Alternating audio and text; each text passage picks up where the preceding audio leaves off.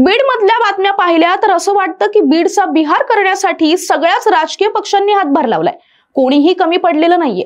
संतोष देशमुखांची हत्या झाल्यानंतर धनंजय मुंडे आणि त्याचा शागिर्द वाल्मिक कराड याचं नाव समोर आलं. पण गेल्या काही दिवसात बीड जिल्ह्यातल्या प्रत्येक नेत्याच्या किमान एक तरी वाल्मिक कराडचे कारनामे जवळपास रोज समोर येत आहेत. हे नेमकं काय प्रकरण आहे?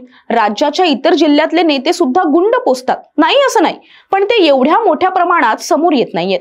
अजित पवारांच्या राष्ट्रवादीचे आमदार धनंजय मुंडेंनी वाल्मिक कराडला पोसलं. भाजपच्या सुरेश धसांनी खोक्याला पोसलं. शरद पवारांच्या राष्ट्रवादीचे आमदार संदीप क्षीरसागर यांनी त्यांच्या पीएला पोसलं. अजित पवारांच्याच राष्ट्रवादीचे आमदार प्रकाश सोळंके यांनी त्यांचाच नातेवाईक सुशील सोळंकेला पोसलं.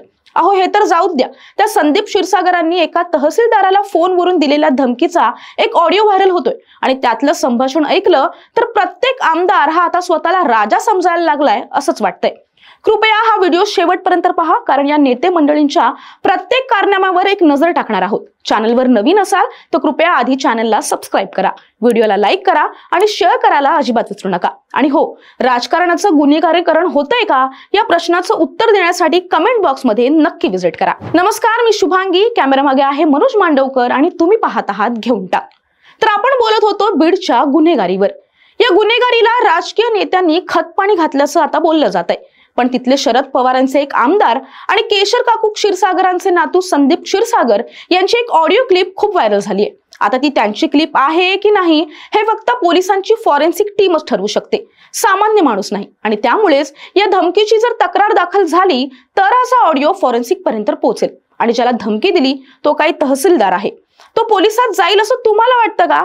या फोनमुळे तो आत्ताच कोमात गेला असेल. जाऊ द्या, विनोद थोडा बाजूला ठेवूयात. या फोन कॉलमध्ये संदीप क्षीरसागर कथितरित्या म्हणतात की तू मला न विचारता चार्ज घेतला आहेस, तुला पाहतोच मी, या शब्दात त्याला त्यांनी धमकी दिली आहे. काय प्रकरण होतं आणि आमदारानं तहसीलदाराला फोन का केला हे महत्वाचं नाहीये. आमदार साहेबांचा इगो दिखवला हे महत्वाचं आहे. हे म्हणजे तू मेरे एरिया में मेरे को पूछे बगैर आयाच कैसे असं विचारणं झालं. बरं, हे काय कमी होतं की त्यांच्या पीएनं टाटा शोरूमच्या व्यवस्थापकाला मारहाण केली आणि याचं फुटेज सुद्धा सोशल मीडियावर व्हायरल होतंय. ही घटना 1.5 वर्षापूर्वीची आहे अशी माहिती स्वतः संदीपराव देतात. म्हणजे ज्यांना याची माहिती होती त्या लोकांशी आपला संबंध नाही असं त्यांनी जाहीर करून टाकलंय. टीव्हीच्या कॅमेऱ्यावर संदीप क्षीरसागर हे त्या लोकांशी संबंध झटकून टाकत असले तरी सतीश शेळके, गणेश भरणारे आणि जय मल्हार बागल हे आमदार साहेबांच्या किती जवळचे आहेत हे बीड मधल्या जनतेला चांगलंच माहितीये. ते तिघही नसले तरी यातला एक किंवा आणखीन एखादं गुंड संदीपरावांनी वाल्मिक कराड सारखाला पोसलं सुद्धा असेल, काही सांगता येत नाही. जिल्हा परिषदेचे सीईओ मध्ये पडले म्हणून या तिघांवर गुन्हा दाखल करण्यात आला नाही अशी माहिती सुद्धा समोर आली आहे. म्हणजेच या प्रकरणी पोलिसांवर दबाव आला होता असंही म्हणता येईल. असो, आता हे झालं तरुण, तडफदार आणि महाराष्ट्राच्या राजकारणाचं भविष्य वगैरे असणाऱ्या संदीप क्षीरसागर यांच्याबद्दल. आपले 70 वर्षांचे प्रकाश सोळंके काय करतायत ते पहा. त्यांच्याशी संबंधित किंवा त्यांच्या निकटवर्गीय असलेल्या सुशील सोळंके यांनी एका तहसीलदाराला शिवीगाळ करून दमदाटी केली आहे. शिवाय हा नावच सुशील असलेला माणूस पोलीस यंत्रणेवर दबाव टाकताना सुद्धा पाहायला मिळतोय. जिल्हाधिकाऱ्यांच्या आदेशानं पाणी टंचाईच्या अनुषंगाने माजलगावच्या तत्कालीन तहसीलदार वर्षा मनाळे गोदावरी नदीपात्रात शेतकऱ्यांचे कृषी पंप जप्त करण्यासाठी गेल्या होत्या आणि त्याच वेळी आमदार सोळंके साहेबांचा निकटवर्गीय सुशील सोळंके त्या ठिकाणी गावकऱ्यांसह पोहोचला. त्यावेळी त्यानं प्रशासनावर सुद्धा दमदाटी केली आणि आमदार प्रकाश सोळंके यांनीही फोन केल्याची माहिती आहे. पण त्यांनी कारवाईची मागणी पोलिसांकडे का केली नाही? कारण बीड केस राजनीतिक हमाम में सब नंगे है. आता पाहूयात आपले सुरेश अण्णा धस काय म्हणतात ते. त्यांचा शागिर्द खोक्याच्या मुसका आवळण्यात आल्या आहेत. पोलिसांनी त्याच्या शोधासाठी टीमही स्थापन केली होती असं पोलीस सांगत होते. पण खोक्या माध्यमांना सहज सापडला. त्यानं काही माध्यमांना मुलाखती सुद्धा दिल्या होत्या. आहे की नाही आणखीन एक गंमत? तो स्वतःला सामाजिक कार्यकर्ता म्हणवायचा, हा दुसरा जोक. आणि तिसरा म्हणजे तो स्वतःला निर्दोष मारायचा.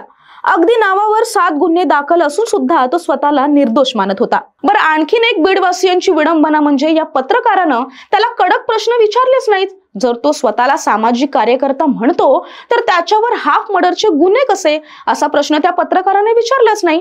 ही पेड मुलाखत होती की नाही असं वाटावं इतकी ती एकतर्फी मुलाखत झाली आणि चॅनेलवाल्यांनी ब्रेकिंग न्यूजच्या चक्करमध्ये त्या मुलाखतीची क्वालिटी सुद्धा तपासली नाही. असो, त्यांच्या टीआरपीचा धंदा त्यांना लखला. इकडे बीड मधल्या सामान्य जनतेचा जीव जातोय याची आपल्याला चिंता करायची आहे.